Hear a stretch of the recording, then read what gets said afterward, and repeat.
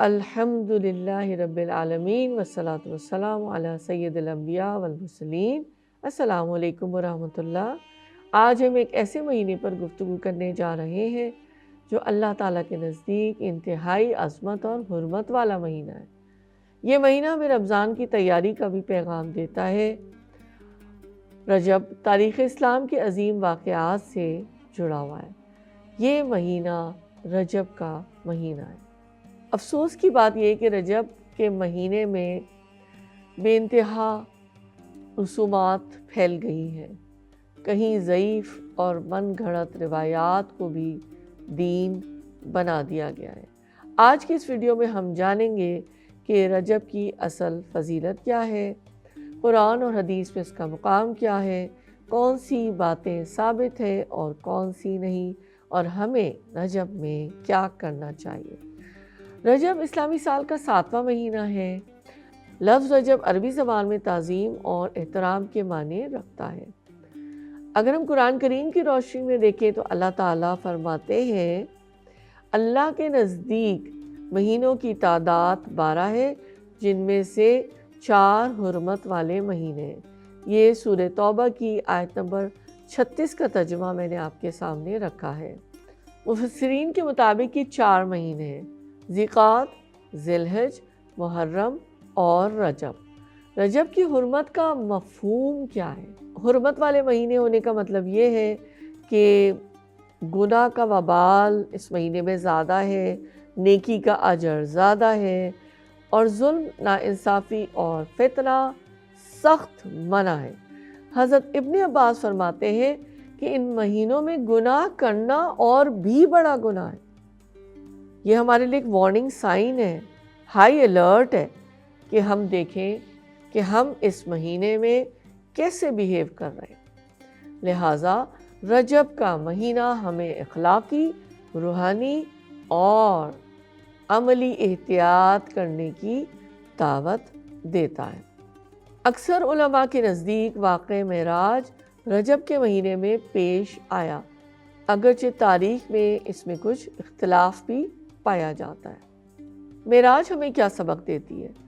واقعہ معراج میں نماز کی فرضیت ہوئی، اللہ سے قربت کا احساس ہوتا ہے اور ایمان کی آزمائش بھی ہے۔ یہ واقعہ ہمیں یاد دلاتا ہے کہ نماز مومن کی معراج ہے۔ رجب ہمیں نماز کی طرف لوٹنے کی دعوت بھی دے سکتا ہے۔ رجب سے متعلق چند غلط فہمیاں۔ ایک نہایت اہم بات سمجھنے کی ضرورت ہے، رجب کے کسی خاص دن کا روزہ فرض یا سنت موقدہ سے ثابت نہیں ہے۔ 27 رجب کی مخصوص نماز یا روزہ صحیح احادیث سے ثابت نہیں ہے۔ رجب کا روزہ 1 سال کے گناہ معاف کر دیتا ہے۔ ان جیسی روایات ضعیف روایات ہیں یا من گھڑت ہے۔ امام ابن تیمیہ یہ فرماتے ہیں کہ رجب میں کسی خاص عبادت کو خاص سمجھنا درست نہیں جو کہ ثابت نہ ہو۔ رجب میں ہمیں اصل میں کرنا کیا چاہیے؟ اگرچہ کوئی خاص عبادت تو ثابت نہیں ہے، لیکن اس کی اہمیت کیسے واضح ہوگی؟ سب سے پہلی بات تو یہ کہ توبہ استغفار ہم کریں۔ یہ مہینہ ہمیں اپنے رب سے رجوع کرنے کی دعوت دیتا ہے، رب کی طرف واپس لوٹنے کی دعوت دیتا ہے۔ سورہ تحریم کی آیت میں اللہ تعالیٰ فرماتے ہیں، اے ایمان والو، اللہ کی طرف سچی توبہ کرو۔ پھر جہاں تک نفل عبادات کی بات ہے تو عام دنوں کی طرح آپ نفل روزے بھی رکھ سکتے ہیں، تہجد بھی پڑھیں، ذکر و تلاوت بھی کریں، بغیر اس بات کے کہ کسی خاص دن کو لازم سمجھیں۔ یہ دراصل رمضان کی تیاری کے بھی دن ہے۔ رجب بیج بونے کا مہینہ ہے، شعبان پانی دینے کا مہینہ ہو گیا، اور رمضان فصل کاٹنے کا مہینہ ہے۔ کیا خوبصورت بات ہے! گناہوں سے رک جانے کا مہینہ ہے۔ اگرچہ کہ ہم اتنے کمزور لوگ ہیں، اتنے کمزور انسان ہیں، ہم گناہ تو نہیں چھوڑ سکتے، لیکن ہم اب کوشش تو کر سکتے ہیں نا کہ ہم گناہ کو چھوڑنے کی طرف بھی جائیں، اور جیسے میں نے پہلے بات کی کہ رب کی طرف رجوع بھی کریں۔ تو اس طرح کیا ہوگا؟ ہمارے لیے راستہ آسان ہوتا چلا جائے گا کہ ہم رمضان میں بھی اپنے آپ کو تبدیل کر سکیں گے یا اپنے نفس کو پاک کر سکیں گے، اپنے نفس کا تزکیہ کر سکیں گے۔ صحابہ اور بزرگان دین کا بھی طرز عمل کچھ ایسا ہی تھا۔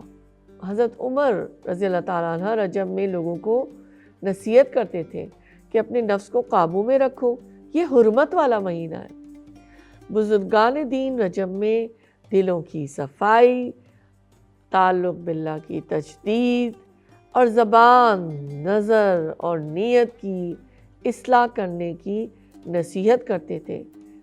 یہ آج کا بہت بڑا فتنہ بھی ہے کہ ہم اپنی نظروں کی حفاظت کرنے والے ہوں، اپنی نیتوں کو پاک اور خالص کرنے والے ہوں۔ میں سمجھتی ہوں کہ یہ ایک چیلنج بھی ہے ہم سب کے لیے۔ آج کی اس گفتگو سے ہمیں کیا پتہ چلا؟ رجب بدعتوں کا مہینہ نہیں، یہ غفلت کا مہینہ نہیں، بلکہ یہ جاگ جانے کا، سنبھلنے کا، کھڑے ہو جانے کا اور تیار ہونے کا مہینہ ہے۔ آئیے عہد کرتے ہیں کہ اپنے گناہوں سے توبہ کریں گے، نماز سے اپنے تعلق کو مضبوط کریں گے اور رمضان کے لیے خود کو تیار کریں گے۔ یہ دعا روزانہ پڑھتے رہیے۔ اللہم بارک لنا فی رجب و شعبان و بلغنا رمضان۔ یا اللہ ہمیں رجب اور شعبان میں برکت عطا فرمائیے اور ہمیں رمضان کریم تک پہنچا دیجیے۔ آمین ثم آمین۔ اور رمضان کو ہماری زندگی کا ایک اہم اور خوبصورت موڑ بنا دیجیے۔ آمین ثم آمین۔